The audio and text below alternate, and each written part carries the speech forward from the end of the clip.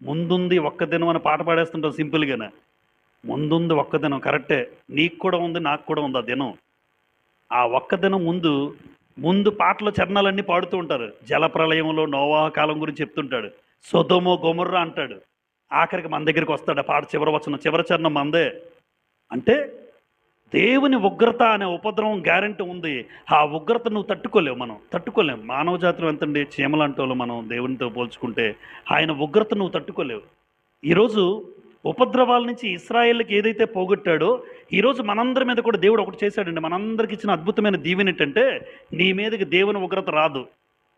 క్రీస్తు రక్తంలో కడగబడి ఆయన మందిరంలో క్రమంగా మీరు కుటుంబాలు చొప్పున హాజరై ఎప్పుడు పాటలు పాడుతూ స్తుతిస్తూ నీ జీవితాన్ని మార్పు చేసుకుంటూ భక్తిలో, విశ్వాసంలో, యథార్థతలో కొనసాగుతూ ఉంటే నీ మీదకి దేవుని ఉగ్రత రాదు. 100కి 100 పాళ్ళు. లోకంలో ఉంటే నేను చెప్పలేను.